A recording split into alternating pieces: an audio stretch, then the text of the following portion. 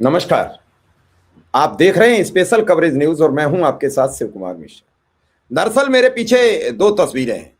एक तस्वीर नेता प्रतिपक्ष राहुल गांधी की है, तो दूसरी तस्वीर इस युवक की है जो राहुल गांधी की जान लेना चाहता है। कह रहा है घुसकर मारूंगा, संसद में मारूंगा, घर में मारूंगा, बचिए। कब तक बचोगे? इस खबर से राष्ट्रीय राजनीति में भूचाल आ गया। आपको पता होगा कि कांग्रेस के दो बड़े नेता अपनी जान गंवा चुके हैं। श्रीमती इंदिरा गांधी, उनके गनरों के द्वारा उनके गोलियों से भून दिया गया। राजीव गांधी की एक विस्फोट में हत्या हो गई। अब राहुल गांधी को धमकी। क्या इस धमकी के बाद मोदी सरकार कोई बड़ी पहल करेगा? इस छोटे से वीडियो ने भूचाल ला दिया। इस वीडियो को लेकर तरह तरह की चर्चाएं। इस युवक की ओम बिरला के साथ तस्वीरें हैं। युवक कह रहा है कि आपने ओम बिरला को गालियां दी हैं, हम आपको जीवित नहीं छोड़ेंगे। और उन 25 सांसदों को जिनके नाम किरेन रिजिजू जी ने बताए। अब पूरी सरकार फंस गई है। अगर राहुल गांधी को खरोंच भी आई तो फिर सबके खिलाफ ये केस बनता नजर आएगा। आप समझिए कि हो क्या रहा है इस देश में। कोई अगर ये वीडियो किसी भारतीय जनता पार्टी के नेता के खिलाफ होता तो क्या ये दरिंदा जो धमकी दे रहा है ये जेल की सींचों के भीतर नहीं होता? या फिर अब तक इसका वीडियो डिलीट कराने के लिए ट्विटर को नहीं लिखा गया होता? और अब तक राहुल गांधी को धमकी देने वाले व्यक्ति के खिलाफ ना तो राजस्थान की सरकार ने मुकदमा दर्ज कराया, ना केंद्र की सरकार ने इस वीडियो की जांच कराई। कौन है जो नेता प्रतिपक्ष राहुल गांधी को सरेआम जान से मारने की धमकी दे रहा है? और इस वीडियो से भूचाल आया हुआ है। क्या कहा कांग्रेस के नेता पवन खेरा ने, क्या है वीडियो, ये पूरी खबर आपके समक्ष लाऊंगा। लेकिन उससे पहले गुजारिश है कि आप इस चैनल को सब्सक्राइब कीजिए, बेल आइकन बटन दबाइए और इस वीडियो को आगे शेयर लाइक करके आगे बढ़ाइए। तो सुनिए क्या लिखा पवन खेरा ने।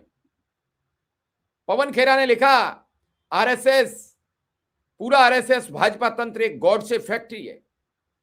तथाकथित करणी सेना द्वारा राहुल गांधी और 25 सांसदों के खिलाफ दी गई धमकी कोई अलग थलग पड़ी घटना नहीं है। यह एक सुनियोजित कपटपूर्ण साजिश का हिस्सा है। पहले मंत्री किरेन रिजिजू ने सार्वजनिक रूप से झूठ बोला, देश को गुमराह किया। कांग्रेस सांसदों ने लोकसभा में ओम बिरला का अपमान किया, जबकि उपलब्ध वीडियो फुटेज इस दावे का खंडन करता है। इसमें कोई ऐसा अपमान दिखाई नहीं देता है, बल्कि उस दौरान स्पीकर को मुस्कुराते हुए और खुश होते हुए देखा जा सकता है।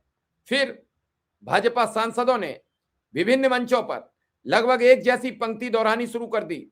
राहुल गांधी भारतीय राष्ट्रीय सुरक्षा के लिए सबसे बड़ा खतरा है। भैया, अगर राहुल गांधी सबसे बड़ा खतरा है तो फिर राहुल गांधी गिरफ्तार क्यों नहीं कर रहे हो? देश की खतरा किसको अच्छा लगेगा? और यह विपक्ष को बदनाम करने की राजनीतिक प्रतिद्वंदियों, विशेषकर राहुल जी के खिलाफ हिंसा को वैध ठहराने का सुनियोजित अभियान है। कट्टरपंथी इसी तरीके का काम करता है। वे एक झूठ करते हैं, बार बार दोहराकर फैलाते हैं, उसे राजनीतिक वैधता का आवरण देते हैं, तब तक प्रसारित करते हैं जब तक उनके समर्थक घृणा और हिंसा के लिए उकसाए न जाए।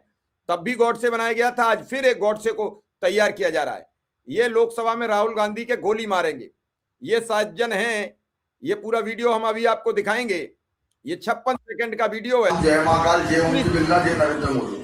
जिस प्रकार से भारत की संसद में कांग्रेस के 25 सांसदों ने घुसकर और श्रीमान लोकसभा अध्यक्ष ओम बिरला से जो गाली गलौज करी है, उसकी हम सभी भारतीय जनता पार्टी के कार्यकर्ता, करणी सेना के कार्यकर्ताओं में काफी रोष भी आते हैं। दोबारा ऐसी घटना हुई, उन सांसदों के घर में घुस के हम तोड़फोड़ करेंगे। और मुझे लगता है कि राहुल गांधी का आदेश पर यह घटना हुई है। राहुल गांधी कान खोल कर सुन ले, अगर दोबारा ऐसी घटना हुई तो तेरे घर में घुस के हम गोली मार देंगे और इसका जिम्मेदार प्रशासन होगा। हमारा प्रशासन से निवेदन है कि 25 सांसद के ऊपर कार्रवाई होनी चाहिए। मोदी सरकार के मंत्री किरेन रिजिजू जी का जो बयान आया उसको सुनने के बाद हम लोग काफी गुस्से में है। अगर 24 घंटे के अंदर गिरफ्तारी होती है उन 25 सांसदों की तो ठीक है, इस सभी के हम गोलियां मारेंगे एक एक करके। ये राज सिंह आमेरा संभागी प्रवक्ता करणी सेना का ये बयान है। चाहे मुझे जेल हो जाए, मुझे कोई दिक्कत नहीं है। जय हिंद, जय भारत, जय महाकाल, जय ओम जय हिंद भारत से हम अपने देश के स्वाभिमान का जिक्र करते हैं। उस जय हिंद को बोलकर एक व्यक्ति नेता प्रतिपक्ष को जान से मारने की धमकी देता है और हम सब चुपचाप बैठे इन धमकियों को सुन रहे हैं। हम कितनी नफरत फैलाएंगे, देश को किस ओर ले जाएंगे, किसी को कुछ पता नहीं है। देश नफरत की फैक्ट्री बन चुका है। आज राहुल गांधी के खिलाफ, कल यही इसी में से एक तबका निकलेगा, वो किसी और के खिलाफ, एक और तबका निकलेगा, वो किसी और के खिलाफ। आखिर ये क्या समझाया जा रहा है, क्या बताया जा रहा है? देश किस ओर चल पड़ा है? आप देख रहे हैं कि जब पूरे विश्व में सभी देश प्रगति पर काम कर रहे हैं, आर्टिफिशियल इंटेलिजेंस पर काम कर रहे हैं, कंप्यूटर साइंस पर काम कर रहे हैं और भी कई विधाएं उन पर काम कर रहे हैं, तब हम पकोड़ा पर बात कर रहे हैं, हम चाय पर बात कर रहे हैं, हम जान से मारने पर जिक्र कर रहे हैं। करणी सेना, फला सेना, फला सेना, फला सेना, क्या मकसद है? शांतिपूर्ण जीवन जीने का अधिकार समाप्त हो रहा है। राहुल गांधी ने ऐसा सदन में बोला क्या? मंत्री किरेन रिजिजू ने क्यों वो झूठे आडंबर वाले वीडियो वायरल करके एक नया सनसनी पैदा करने की कोशिश की? भारतीय जनता पार्टी रोज नए झूठ गढ़ती है। अगर न गढ़े होते तो आज यहां पोजीशन नहीं होती। आज इन युवकों को उकसा कौन रहा है? मंत्री जी का वीडियो सामने आया कैसे? लेकिन क्या इन सब के पीछे किसका हाथ है? ये व्यक्ति कोटा संभाग का रहने वाला है, खुद को करणी सेना का नेता बता रहा है, कह रहा है कि अगर उन 25 सांसदों के खिलाफ पुलिस ने कार्रवाई नहीं की, राहुल गांधी के दोबारा बयान अगर कुछ फिर दिया या सदन में कुछ बोला, तो राहुल गांधी को संसद या घर में घुसकर गोली मारेंगे और इसका जिम्मेदार प्रशासन होगा। भैया, गोली तू मारेगा, प्रशासन क्यों जिम्मेदार होगा? प्रशासन तो तुझको अभी तक बंद कर देना चाहिए, तुझे जेल भेज देना चाहिए, तब प्रशासन मालूम पड़ेगा कि प्रशासन असर क्या होता है, प्रशासन होता क्या है। दरअसल पिछले कई वर्षों से एक लाइन चल पड़ी है कि अगर बीजेपी के फेवर में आप लिख रहे हो, पढ़ रहे हो, तो आप किसी को गालियां दीजिए। अभी आप देख रहे होंगे सोशल मीडिया पर सबसे ज्यादा अगर गालियां कोई सुन रहा है तो वो धर्मेंद्र प्रधान है, शिक्षा मंत्री है। यूजीसी के बाद उन्हीं के अंधभक्तों ने ऐसा लपेटा है कि सब कुछ वो भूल गए हैं। सारा क्या पिछवाड़ा, अगबाड़ा, क्या सुअर, क्या क्या नहीं कहा गया है। अब ये तोप का मुंह राहुल गांधी की तरफ किया गया है। अब राहुल गांधी को गालियां पड़ेंगी। इस देश का युवक ये कब सोचेगा कि हमें रोजगार कब मिलेगा? इस देश का युवक कब सोचेगा कि हम नरेंद्र मोदी कब प्रेस कॉन्फ्रेंस करके ये बात कहेंगे कि अब तक का ये पूरा सजरा हम प्रस्तुत कर रहे हैं? अरे मन की बात में क्या बताना है? दम है, हिम्मत है तो आइए पत्रकार वार्ता में और एक एक पत्रकार को खुली छूट दीजिए। हम जैसे लोगों को भी मौका दीजिए सवाल करने का, पूछ सकें कि प्रभु नॉन बायोलॉजिकल महामहिम आदि मानव 2 करोड़ रोजगार वाला 24 करोड़ रोजगार में से 2.5 करोड़ रोजगार का हमें एक सजरा बता दीजिए, सिर्फ 10% का। महंगाई का मां पढ़ लीजिए, अगर नहीं महंगाई पर कंट्रोल कर पाते हो तो महंगाई का मां पढ़ लीजिए।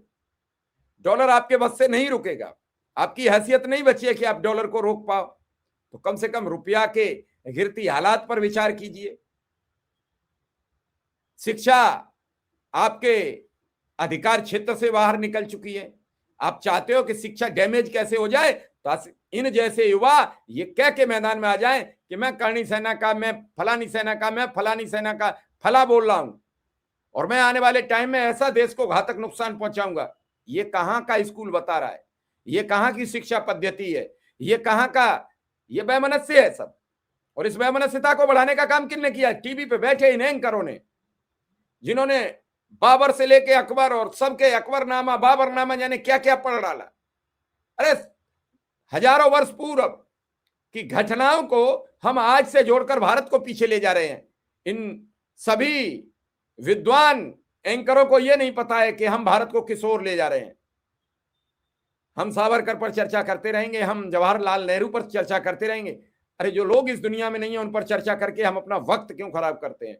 ना मुझे सावरकर पर चर्चा करनी है, ना मुझे पंडित जवाहरलाल नेहरू पर चर्चा करनी है। मुझे चर्चा करनी है आज के उस गांव के गरीब कोने में बैठे बच्चे की भविष्य की चिंता होनी चाहिए। इस पर न पक्ष, न प्रतिपक्ष, न सरकार, न अधिकारी कोई नहीं सोच रहे। अपनी अपनी जेब भरोजा अरबों रुपया की संपत्ति का तिलिस्म खड़े करने वाले ये नेता किसके बारे में सोचेंगे?